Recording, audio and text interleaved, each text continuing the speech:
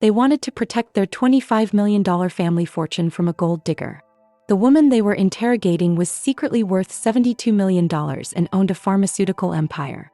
She was about to teach them the most expensive lesson of their lives. If you're just tuning in, please don't forget to hit the subscribe button and turn on the notification bell. And please show us some love with a like and comment below to let us know where you're tuning in from. We'd love to hear from all over the world. The crystal chandelier cast dancing shadows across the mahogany dining table as tension filled the air like smoke. The woman sitting at the head of the table maintained her composure, her manicured fingers wrapped around a wine glass that trembled slightly. She had expected this dinner to be different. Perhaps a celebration of her engagement to James Madison, heir to the Madison fortune. Instead, she found herself under siege. "We need to discuss the prenuptial agreement," announced Louisa Madison, James's mother, her voice cutting through the silence like a blade. The matriarch's steel-gray eyes fixed on her future daughter-in-law with barely concealed disdain. "It's nothing personal, dear. It's simply business." James shifted uncomfortably beside his fiancée, his usually confident demeanor cracking under the weight of his family's expectations. "Mother, perhaps we could discuss this privately." "Nonsense," interrupted Harold Madison, James's father, adjusting his gold cufflinks. "Transparency is key in these matters. We need to protect our family's legacy." Evelyn took a slow sip of her wine, tasting the bitter irony. 3 months ago, she was just another face in the crowd at the charity gala where she met James. Now she sat surrounded by the Madison clan, feeling like prey encircled by predators. Their assumptions about her modest background, her small apartment, her second-hand designer clothes, all carefully curated lies that served her purposes perfectly. Little did they know, the woman they were trying to protect their precious fortune from had more money than they could ever dream of. "Let's be frank," Louisa continued, her diamond bracelet catching the light as she gestured dismissively. "You appeared out of nowhere, swept my son off his feet, and now you're planning a wedding that costs more than most people's homes. The optics are concerning." Evelyn's jaw tightened, but she maintained her serene expression. She had perfected this mask over years of board meetings and hostile takeovers. "I understand your concerns, Mrs. Madison. Family is important." "Exactly," Harold chimed in, leaning forward like a shark sensing blood. "Which is why we've had our legal team draft a comprehensive agreement. Standard procedure, really. Protects everyone involved." James's younger sister, Brittany, smirked from across the table. At 25, she embodied everything Evelyn despised about entitled wealth. Careless, cruel, and utterly convinced of her own superiority. "I mean, it makes sense. What exactly do you bring to this marriage besides, well, your looks?" The insult hung in the air like poison gas.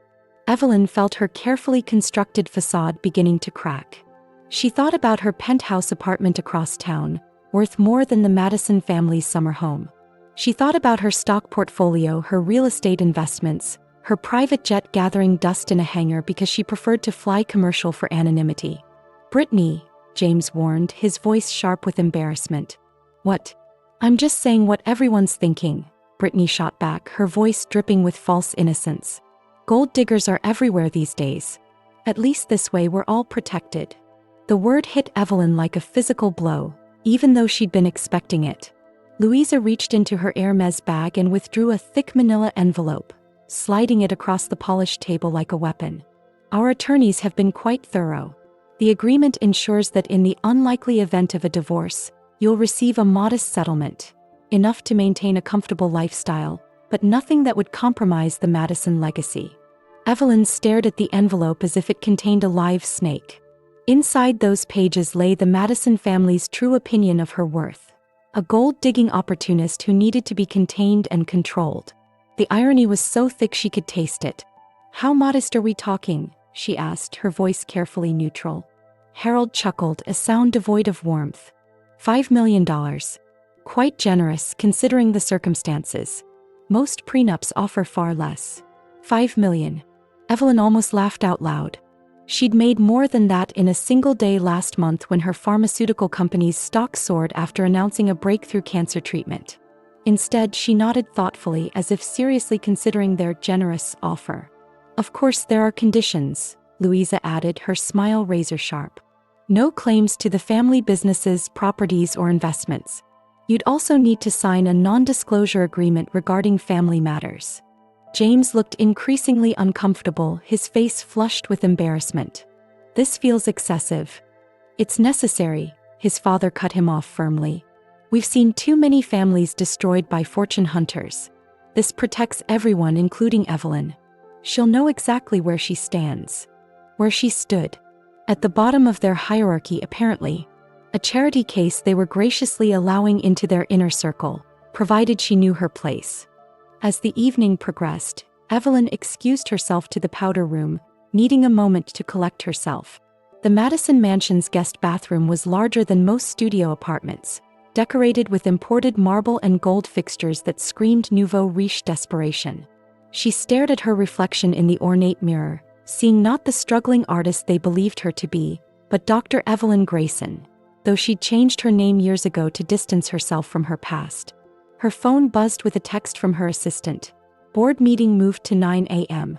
Singapore acquisition approved. Stock up 12%. She quickly silenced the phone, but not before catching a glimpse of her investment portfolio's daily summary. Up $3.2 million. Just another Tuesday. The bathroom door creaked and Brittany slipped inside, her expression predatory. "I hope you're not planning anything stupid," she said without preamble. "Like refusing to sign." "Why would I refuse?" Evelyn asked, genuinely curious about the young woman's motivations. "Because some gold diggers think they're smarter than they are," Brittany replied, reapplying her lipstick with practiced precision. "They think they can manipulate their way into the family fortune. But we've dealt with your type before." "My type? Pretty, ambitious, poor." Each word was delivered like a tiny dagger. "James has a savior complex. He's always trying to rescue damaged birds. But you're not the first and you won't be the last." The casual cruelty in Brittany's voice revealed more about the Madison family dynamics than hours of dinner conversation. This wasn't just about protecting money, it was about maintaining power and control. Later that night, as they drove back to Evelyn's modest downtown apartment, another carefully maintained facade, James broke the suffocating silence. "I'm sorry about tonight. My family can be intense." "Intense is one word for it," Evelyn replied, watching the city lights blur past the window of his Mercedes.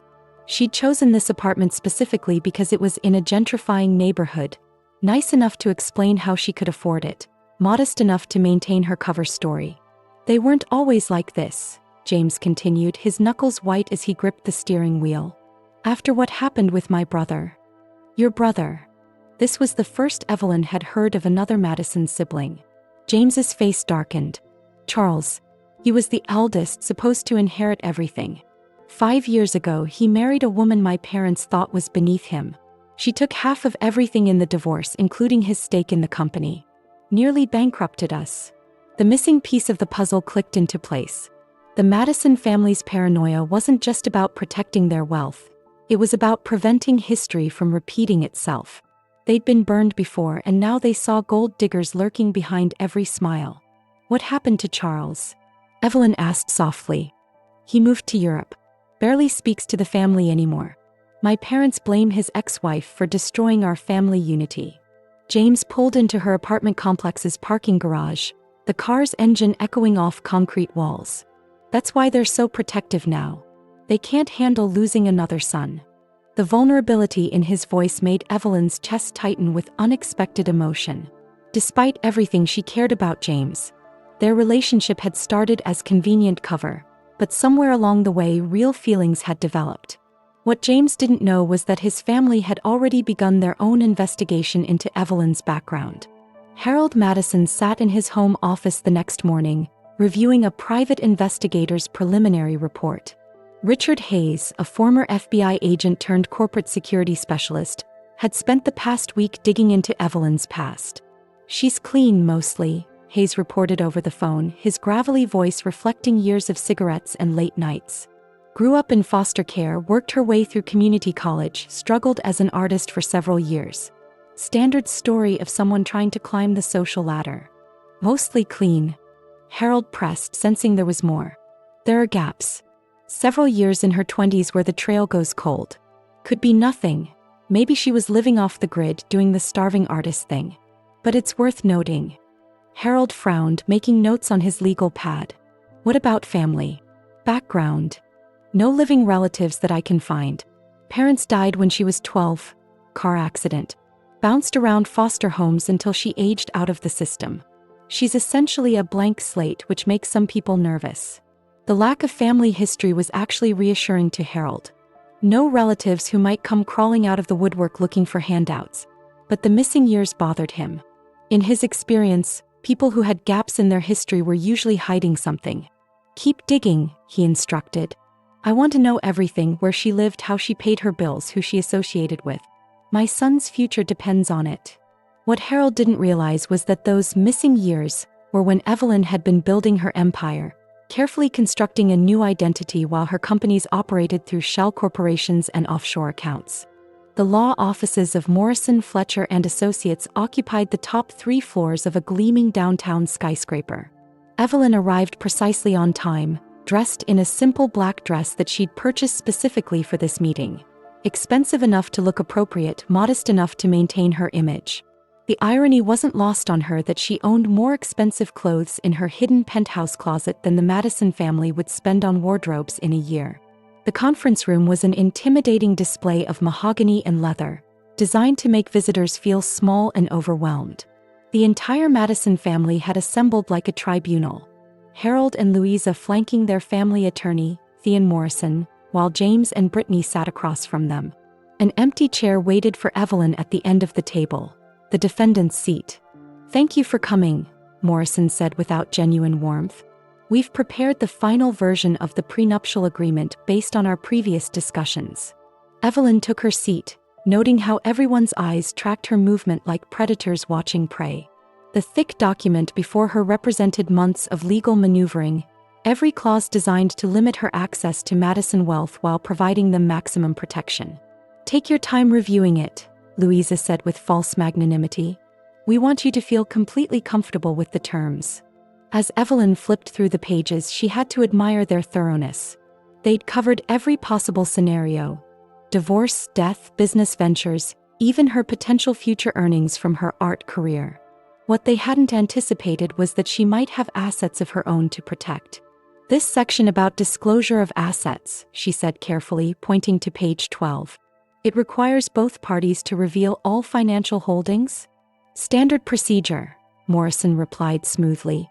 Complete transparency ensures fairness. Evelyn nodded thoughtfully, suppressing a smile. Before I sign, Evelyn said, reaching into her purse, I should probably provide my own financial disclosure. For transparency, as you mentioned.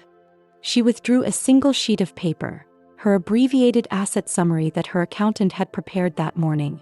It listed only her most liquid, easily verifiable holdings. The real extent of her wealth would take teams of forensic accountants months to uncover. Harold barely glanced at the paper before passing it to Morrison. I'm sure this is just a formality. He stopped mid-sentence, his face draining of color as he read the numbers. Morrison's professional composure cracked. This can't be correct. What? Louisa demanded, snatching the paper from her husband's trembling hands. Her sharp intake of breath was audible across the room. Brittany leaned over her mother's shoulder, her smug expression melting into confusion. What does it say?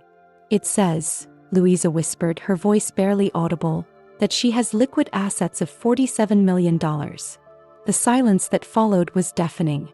James stared at his fiancée as if seeing her for the first time. Harold loosened his tie, suddenly finding it difficult to breathe. Even Morrison, who'd seen his share of wealthy clients, looked stunned. There must be some mistake, Brittany stammered, her usual confidence evaporating. She lives in that tiny apartment, drives a Honda. A 2019 Honda Civic, Evelyn corrected mildly. I prefer modest transportation. Better for the environment. The room erupted in a cacophony of voices, accusations, demands for explanation, shocked exclamations. Through it all, Evelyn sat calmly, watching their carefully constructed assumptions crumble like a house of cards. How? James finally managed to ask, his voice hoarse with disbelief. How what? Evelyn replied innocently. How did I accumulate wealth? The same way your family did, I imagine. Smart investments, hard work, and a little bit of luck. Louisa Madison, who prided herself on never losing composure in social situations, found herself speechless for the first time in decades. The woman she'd dismissed as a gold-digging opportunist was worth more than twice their family's liquid assets. The prenup she'd crafted to protect their fortune now seemed laughably inadequate. "This changes everything," Harold muttered, frantically calculating the implications. If Evelyn was worth $47 million in liquid assets alone, her total net worth could be astronomical. "Does it?" Evelyn asked, her tone deceptively casual. "I thought this was about love and family protection, not money." The attorney Morrison cleared his throat nervously. "We'll need to verify these assets, of course. This is highly irregular." "Of course," Evelyn agreed, pulling out her phone. "I can have my accounting firm provide detailed verification within the hour. Would you prefer Goldman Sachs or Merrill Lynch to handle the authentication?" The casual mention of her relationships with major investment banks sent another shockwave through the room. This wasn't inherited money or a lucky lottery ticket. This was serious institutional wealth. Brittany, still reeling from the revelation, managed to find her voice. "But your apartment, your clothes, you're so normal," Evelyn suggested. "I prefer to live modestly. Money doesn't have to define how you present yourself to the world." James leaned back in his chair, a mixture of admiration and bewilderment crossing his features. "You've been hiding this the entire time we've been together?" "I wasn't hiding anything," Evelyn replied truthfully. "You never asked about my finances. Your family assumed I was poor, and I saw no reason to correct their assumptions." The power dynamic in the room had shifted so dramatically that it was almost palpable. The Madisons, who had entered as prosecutors, now found themselves in the defendant's chair. $47 million is just the beginning," Evelyn continued, enjoying the stunned silence that followed each revelation. She reached into her purse again and withdrew her phone, opening her banking app with practiced ease. "This is my primary checking account." She turned the screen toward the family, revealing a balance that made Harold's knees buckle. $127 million. "My investment portfolio is managed separately," she added conversationally. "Then there are the real estate holdings, the business interests, and the trust funds I've established for various charitable causes." Louisa's hand flew to her throat, where her grandmother's pearls suddenly felt like a noose. "Business interests? I own several companies," Evelyn explained as if discussing the weather. "Pharmaceutical research, renewable energy, a few tech startups that have done quite well. Nothing too exciting." Morrison frantically scribbled notes, trying to process the legal implications of everything he was hearing. The prenup they'd spent months crafting was not just irrelevant. It was potentially offensive to someone of Evelyn's wealth. "The pharmaceutical company?" Harold asked weakly. "What's it called?" "Grayson Biomedical," Evelyn replied, watching as recognition dawned in his eyes. Harold's face went completely white. Grayson Biomedical was a major player in cancer research, worth billions on the stock market. He'd been following their breakthrough treatments in the financial news for months. "You're Dr. Evelyn Grayson," he whispered, the pieces finally clicking into place. "I was," she nodded. "I changed my name for privacy reasons. The media attention that comes with medical breakthroughs can be overwhelming." James stared at her in complete bewilderment. "You're a doctor? A pharmaceutical executive? I thought you were an artist." "I am an artist," Evelyn smiled. "I paint in my spare time. It's relaxing. Just because I'm successful in business doesn't mean I can't pursue other interests." The woman they dismissed as a fortune hunter was, in reality, one of the most successful entrepreneurs of her generation. "Why?" Louisa asked, her voice barely audible. "Why hide all of this? Why let us think that I was a gold digger?" Evelyn finished gently. "Because I wanted to see who James really was. Whether he would defend me against his family's assumptions, or whether he would cave to pressure." She looked directly at James, her expression a mixture of love and disappointment. "I wanted to know if you could love someone you thought had nothing, or if your feelings would change when you learned about my wealth." James ran his hands through his hair, struggling to process everything. "So this was all a test?" "Not a test," Evelyn corrected. "A protection. I've been wealthy for over a decade, James. Do you know how many people have tried to marry me for my money? How many relationships I've had to end because I discovered they were only interested in my net worth. The irony of the situation wasn't lost on anyone in the room. The Madison family had been so focused on protecting their fortune from a perceived gold digger that they'd never considered they might be dealing with someone wealthier than themselves. When I met you at the charity gala, Evelyn continued, you didn't know anything about my background. You fell in love with the woman you thought I was. Someone struggling to make it as an artist, someone from a modest background. That meant everything to me. Brittany, still processing the magnitude of her earlier insults, looked physically ill. I called you a gold digger, she whispered. You did, Evelyn acknowledged without malice. But you were protecting your family just as I was protecting myself. The revelation recontextualized every interaction they'd had over the past few months. Every condescending comment, every protective gesture, every assumption about Evelyn's motivations. All of it had been based on a fundamental misunderstanding. Morrison, the family attorney, was the first to regain his professional composure. Ms. Grayson, Dr. Grayson, given this new information, I think we need to completely reconsider the prenuptial agreement. Perhaps you'd prefer to have your own legal representation review. That won't be necessary, Evelyn interrupted. I'll sign your prenup exactly as written. The room erupted in protests. Even James looked shocked. Evelyn, you can't be serious. This agreement assumes you have no assets. I know exactly what it assumes, she replied calmly. And I'm willing to sign it because I love you, James. Not for your money, not for your family status, but for who you are as a person. Louisa shook her head frantically. But this is completely unfair to you. If something happened, you'd only receive $5 million. Which is more than enough for anyone to live comfortably, Evelyn smiled. I don't need your family's money, Mrs. Madison. I never did. The gesture was so unexpected, so generous that it left the entire family speechless. Here was a woman worth hundreds of millions, willing to sign away any claim to their comparatively modest fortune simply to prove that money wasn't her motivation. There is one condition, Evelyn added, her tone becoming more serious. I want the same respect and trust you'd give to any family member.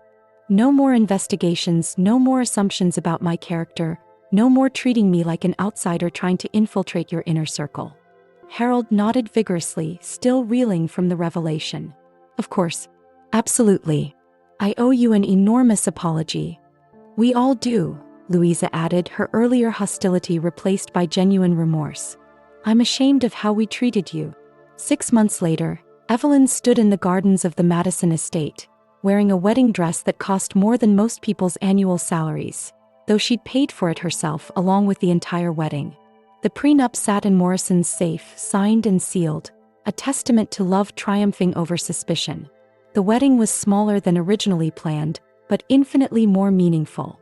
James had insisted on scaling back once he learned the truth about Evelyn's wealth, wanting their celebration to focus on their commitment rather than ostentation.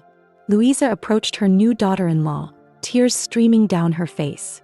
I keep thinking about that first dinner, she confessed. How horribly we treated you. How you sat there with such grace while you protected your family, Evelyn finished gently. I understand why you did it. I probably would have done the same thing. No, Louisa shook her head. You wouldn't have. You would have given someone the benefit of the doubt.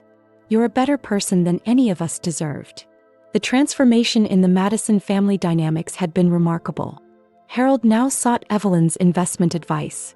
Brittany had become her biggest supporter, genuinely remorseful for her earlier cruelty. Even the extended family members who attended the wedding treated her with a respect that had nothing to do with her wealth and everything to do with her character. As the ceremony began, James took Evelyn's hand, squeezing it gently. Any regrets? He whispered. Only one, she whispered back. I wish I'd told you the truth sooner. Why didn't you? Evelyn smiled, thinking of all the people who had tried to love her bank account instead of her heart. Because sometimes the best way to find out if someone loves you is to give them every reason not to. The minister began to speak, but Evelyn's mind wandered to the prenup that would never matter, the family that had learned to see beyond their prejudices, and the man beside her who had chosen love over assumptions. Sometimes the most priceless moments in life had nothing to do with money at all. Thanks for watching. Give us a like if you liked the video and share with us in the comments what you think about this lovely tale. We always enjoy reading your comments.